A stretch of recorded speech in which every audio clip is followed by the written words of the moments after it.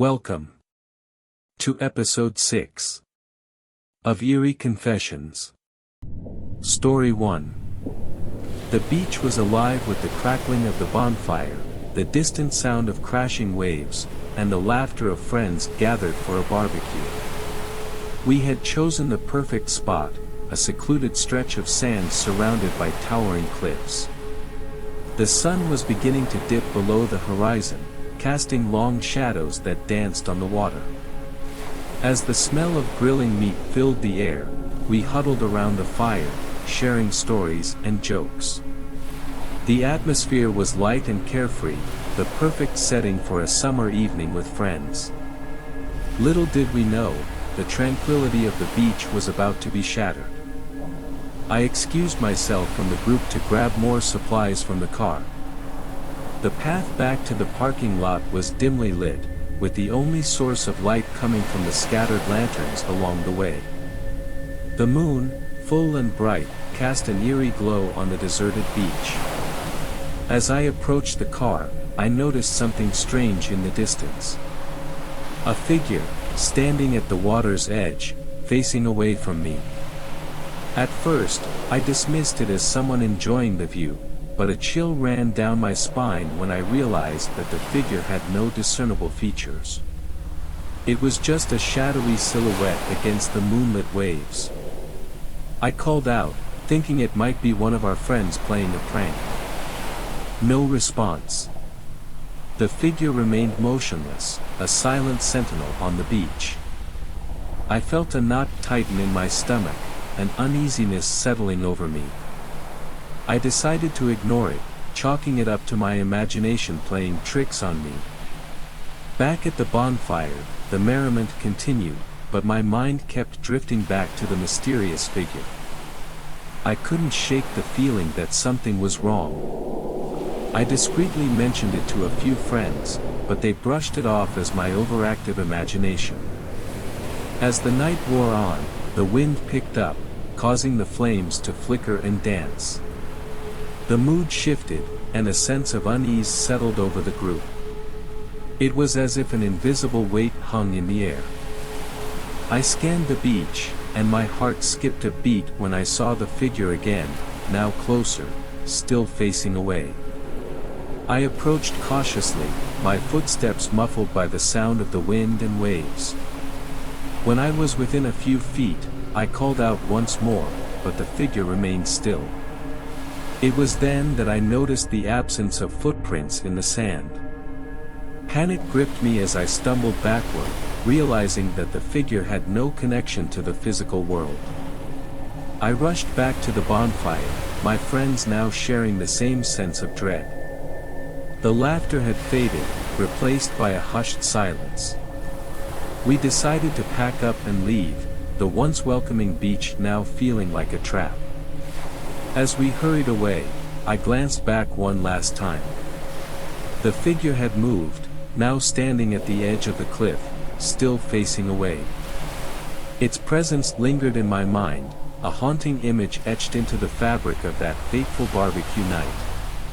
To this day, we avoid that secluded beach, haunted by the memory of the shadowy figure that appeared on the edge of reality, a silent specter forever tied to a night of laughter turned to whispers of fear.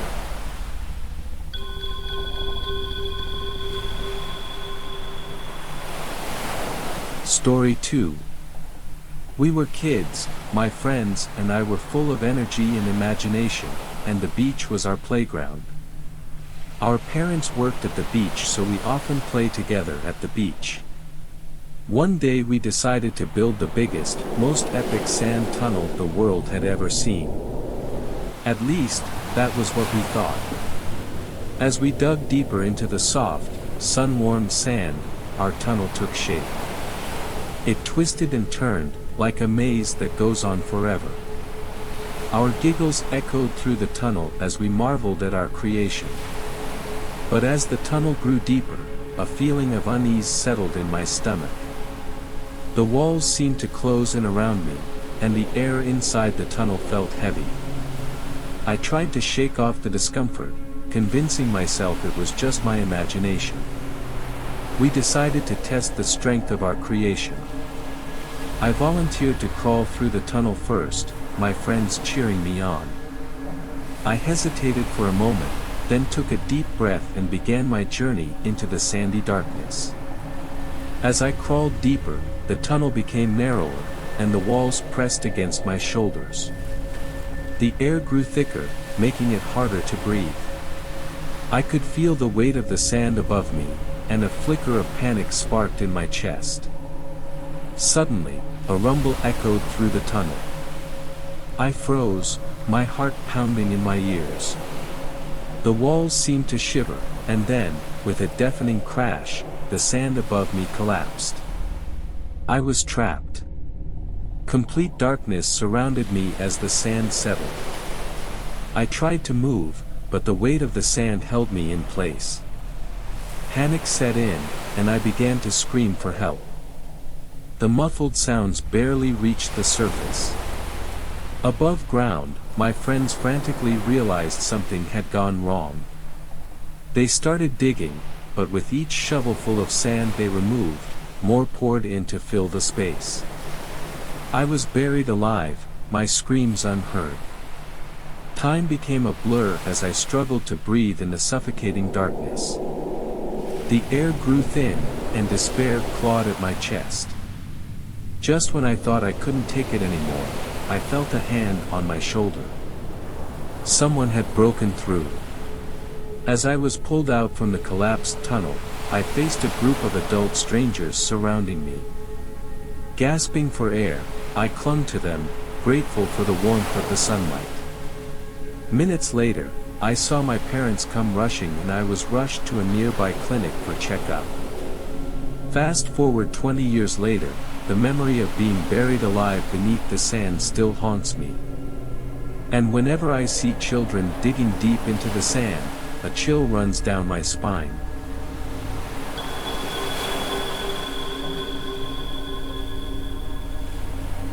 Story 3.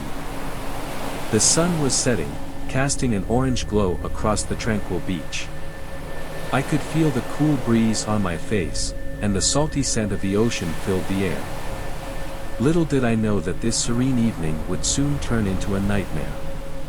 Drawn by the mysterious allure of the tide pools that formed between the rocks, I decided to explore a rocky area at the far end of the beach where no one was.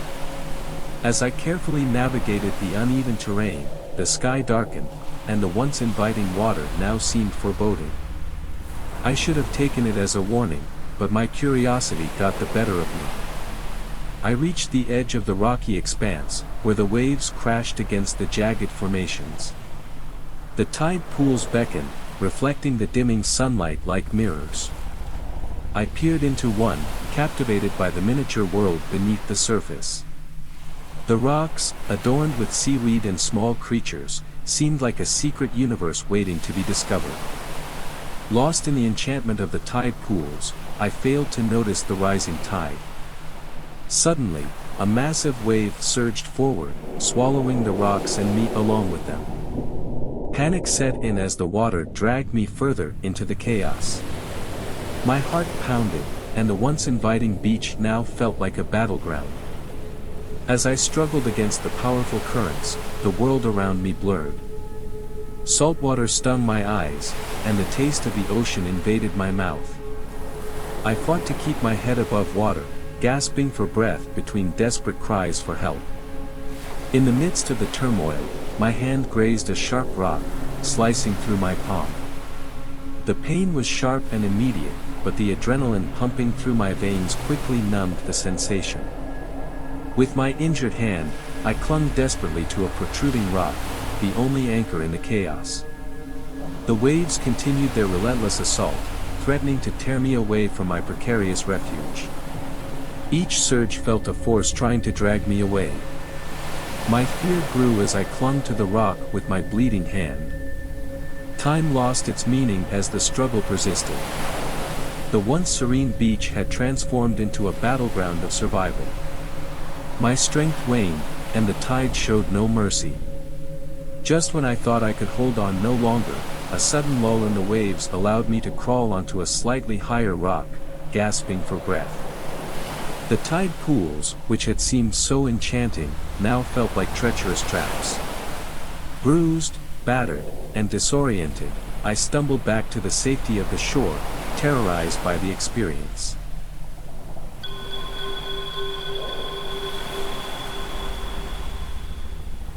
Story 4. It happened a long time ago, during a summer vacation that was supposed to be filled with sun, laughter, and carefree moments.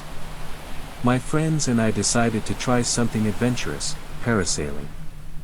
Little did we know that what was meant to be an exhilarating experience would turn into a nightmare that still sends shivers down my spine. It was a bright and sunny morning when we arrived at the beach. The salty sea breeze filled the air, and the sound of waves crashing against the shore promised a day of unforgettable fun.